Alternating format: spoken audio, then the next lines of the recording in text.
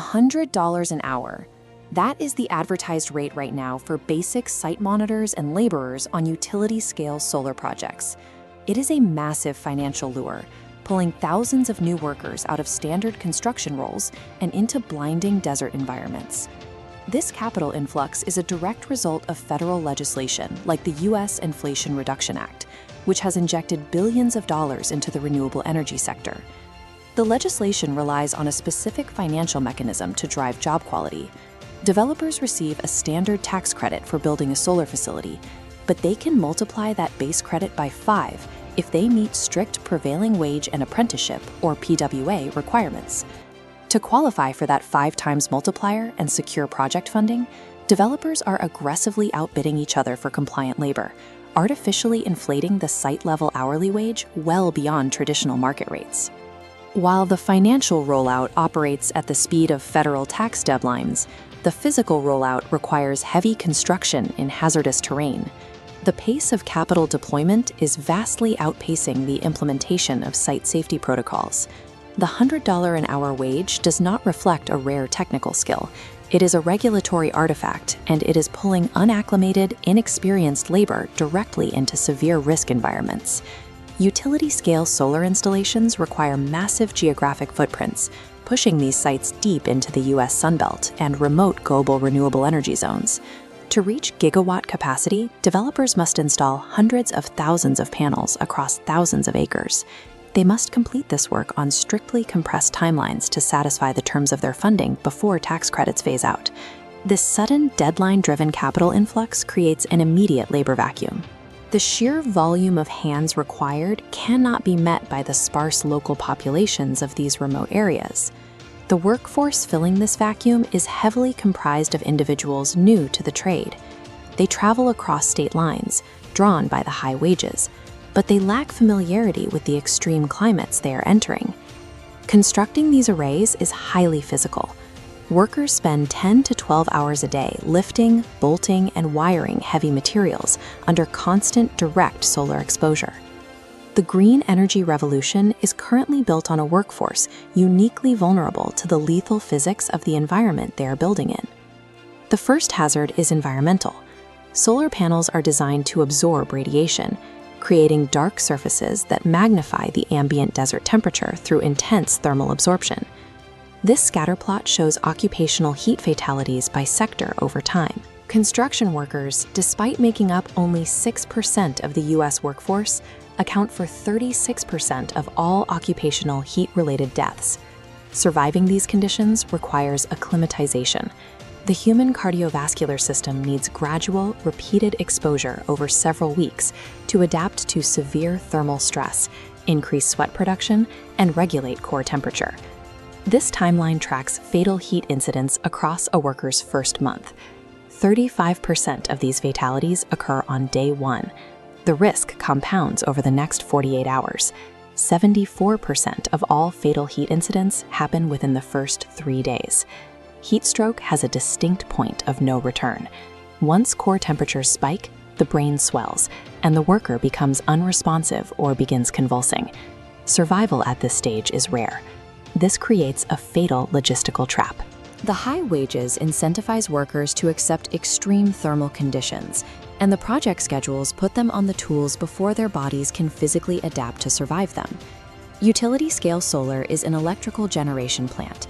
Workers must connect individual panels into strings, creating high-voltage, direct current circuits that can be lethal upon contact.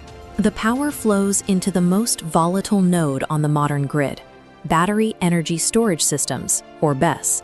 Inside are thousands of lithium-ion cells. If one is compromised, it triggers thermal runaway, a self-heating reaction cascading to adjacent cells. Unlike standard fires, a failing cell releases a dense white vapor, a highly toxic, explosive cocktail of hydrogen, carbon monoxide, and hydrogen fluoride. Operating on these energized systems require precise arc flash boundaries, calculating the exact distance a worker must maintain to survive a sudden electrical explosion. If a battery rack fails, strict NFPA 70E protocols dictate the response. Because the chemical reaction produces its own oxygen, traditional fire suppression fails. The only required action is immediate evacuation. Solar laborers are operating adjacent to chemical firebombs that cannot be extinguished. This hazard profile invalidates traditional job site safety zones.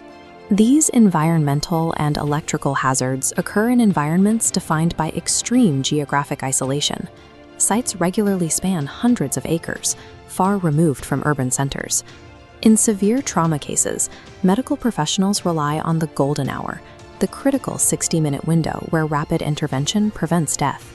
The physical isolation of these sites completely negates this timeline.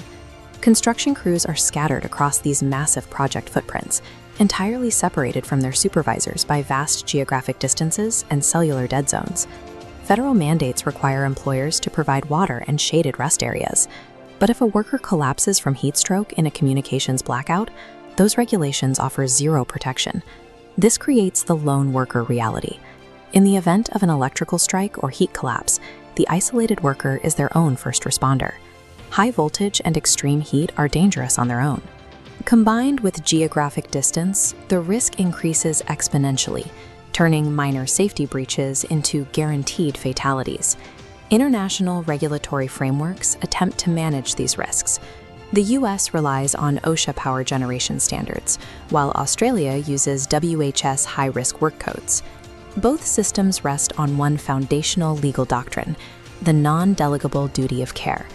This doctrine mandates that an employer cannot contract away their responsibility for a worker's ultimate safety, regardless of how many subcontractors exist between the developer and the laborer. The physics of remote risk ignore international borders and agency acronyms. A high-voltage DC current and a 114-degree ambient temperature react to the human body the exact same way globally. A deep friction exists between the safety timeline, which requires weeks of acclimatization, and the economic timeline, driven by expiring tax credits and rapid deployment goals. Signed hazard analyses and compliance audits satisfy regulatory paperwork, but they do not prevent physiological failure in a desert field. The regulatory system fails when economic incentives pressure contractors to prioritize rapid infrastructure deployment over the strict physiological limits of the human body. This reality forces an evolution in the role of the health, safety, and environment professional in the renewable sector. They can no longer function strictly as compliance auditors. They must operate as logistics commanders, direct current electrical specialists, and rapid response coordinators. The massive paycheck drawing workers into these environments is a hazard premium. It compensates labor at the high-risk front of the energy transition. Knowing the physical realities, the thermal traps, and the geographic isolation, would you take a $100 an hour job in the desert? Let us know in the comments if the price is worth the risk. If you want to learn more about workplace safety and OSHA rules, subscribe to HSE Study.